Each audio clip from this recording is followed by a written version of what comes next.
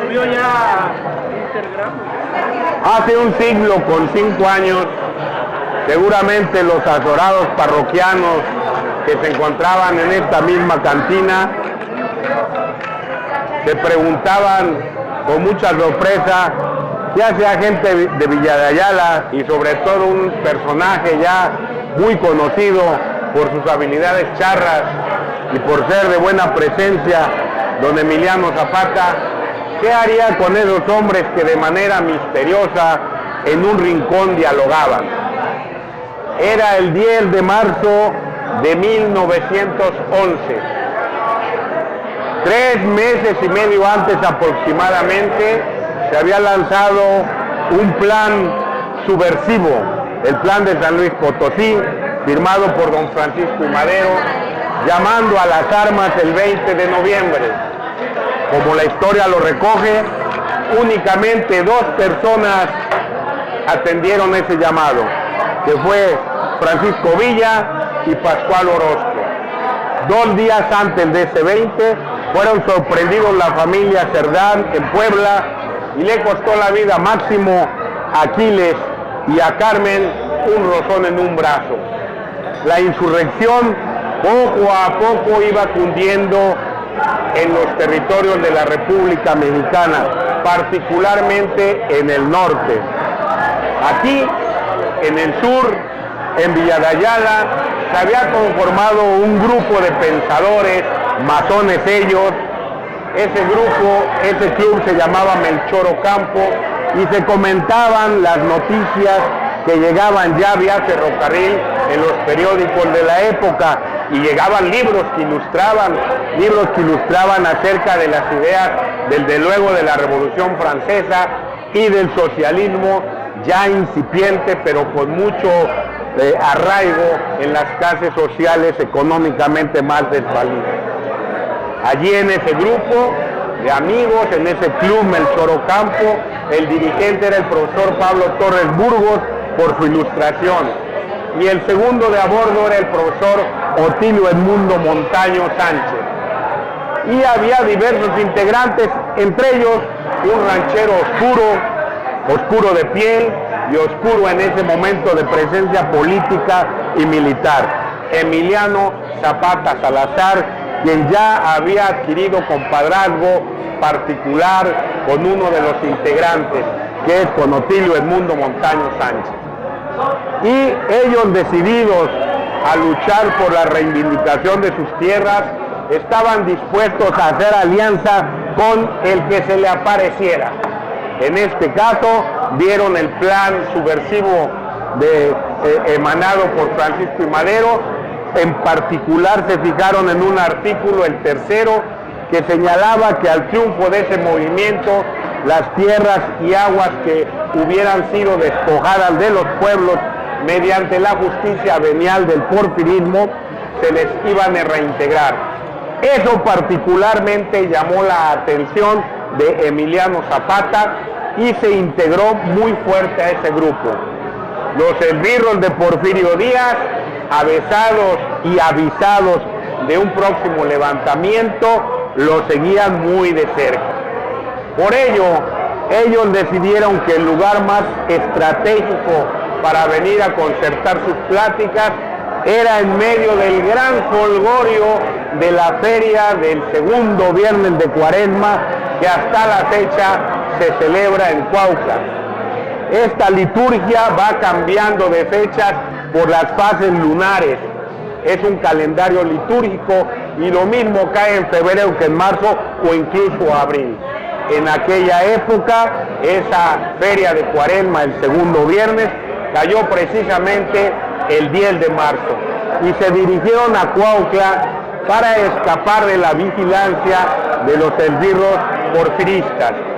Y llegaron hasta acá, y precisamente a un costado de esta cantina que se llamaba La Lluvia de Plata, como aparece ahí, existía una pensión para caballos cuyo propietario era el señor Tlacatelpa, quien se dedicaba a herrar caballos y se anunciaba de manera pomposa en el periódico más importante del estado, que se llamaba El Monitor de Morelos. se anunciaba como que no se espíen las patas de sus caballos, visite la pensión del Güero Tlacatelpa, y entre paréntesis, a un lado de la lluvia de plata, porque los parroquianos les es muy cómodo, así como ahora nuestro amigo que viene de Ojonacatepec, Menchaca, y acomodó su coche aquí muy cerca. Así acomodaban sus caballos muy cerca del lugar donde concertaban. Y aquí se dirigieron y pidieron lo que se bebía en esa época, que era un exquisito aguardiente fabricado aquí en Cuautla, exactamente donde ahora es la fábrica de hielo. Ahí estaba la fábrica de aguardiente denominada El Moro, así se llamaba, El Moro. Pidieron su botella y desde luego pidieron sus puros, que también se fabricaban en Cuautla, marca El Caballito, por el señor Zitácuaro. Y comenzaron su plática, nada menos ni nada más que para concertar el alzamiento de los campesinos del sur, particularmente de la región de Ayala, ahora Villagayala antes, Mapaxtlán más antes, Anenecuilco. Lo concertaron, recoge o trata de recoger ese cuadro fielmente la escena. Falta ahí un parroquiano, porque estuvo Emiliano Otilio y los hermanos Capistrán, según refiere la plática que Emiliano le hace a Gildardo Magaña, y quien recoge esta plática y la plasma en una obra que se llama Zapata y el agrarismo en México. Después el propio Emiliano Zapata va a dar más datos, quizás corrigiendo esto, al profesor Carlos Pérez Guerrero, y él va a consignarlo en una obra muy importante, muy poco conocida, que también se llama Zapata y el agrarismo. Allí recogen los recuerdos de Emiliano Zapata de cómo llegaron a esta cantina hace exactamente 105 años.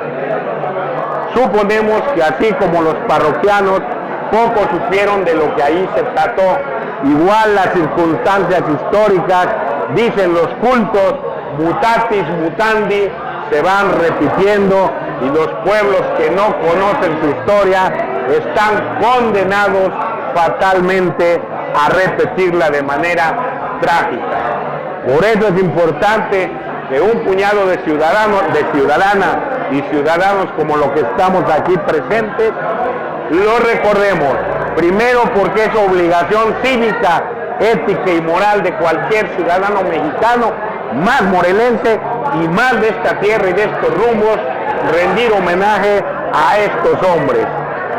Y aparte, porque cuando recordemos a nuestros héroes, debemos ser generosos para que nuestras generaciones de niños y jóvenes sientan el orgullo de pertenencia de donde nacen, donde viven, en la tierra donde un puñado de valientes enfrentaron a un ejército súper numeroso. El ejército porfirista estaba formado por 1 millón de tropas, el actual está conformado por 210,000 efectivos, para que vean nada más de qué estamos hablando. Y este puñado de valientes, desde luego ofrendando su vida y con las armas incipientes que tenían, decidieron, mediante un ideal, enarbolar y plasmarlo en el Plan de Ayala para conseguir sus objetivos. Y demostraron que en el campo de la guerra y en el campo de la política, las ideas siempre vencerán a las armas. Nuestro ejército zapatista fue diezmado porque era conformado por campesinos, no por soldados de línea. No se les pagaban haberes como Pancho Villa sí pagaba haberes cada 8 días a la División del Norte. No tenían uniformes, no tenían calzado, no tenían sombreros, como el caso de las huestes de Pancho Villa, que sí eran ejércitos profesionales. No tenían artillería, si acaso algunos cañones, y en el principio de la lucha tenían hondas, machetes. El más moderno tenía, si acaso, un fusil 30-30, algunos caballos, y los más ni siquiera guaraches. Eran expertos agricultores, pero no eran soldados de línea. y así decidieron enseñarle a la faz del mundo y a nosotros y a nuestros hijos y a las generaciones que vengan que las ideas siempre vencerán a la postre a las armas, aunque para ello sea necesario ofrendar la vida, como lo hicieron todos los firmantes del Plan de Ayala. Todos murieron en la lucha, ninguno de ellos murió en su cama, excepto el general Quintín González Nava, quien providencialmente salvó la vida para legarnos mediante sus memorias la historia de cómo se escribió el Plan de Ayala. De tal manera, amigos, que este día seamos generosos al honrar a estos hombres que aquí, en este rincón, en esta cantina, decidieron nada menos ni nada más levantarse en armas y cambiar la faz de nuestra patria en el sentido político y lograrse incrustarse en la historia universal por sus ideas sociales, que fueron las primeras que se enarbolaron en el mundo. El Plan de Ayala es el primer documento conocido en el mundo con las ideas ya sociales. Rusia va a tardar 3 y 6 años más en la guerra del 14 y en la guerra del 17 para enarbolar ideas sociales.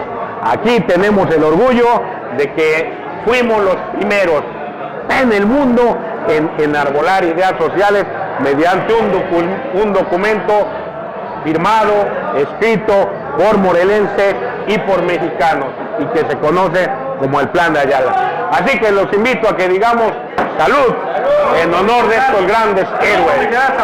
Salud por Emiliano Zapata. Salud. Y gracias por su paciencia. Salud por todos los que vinieron a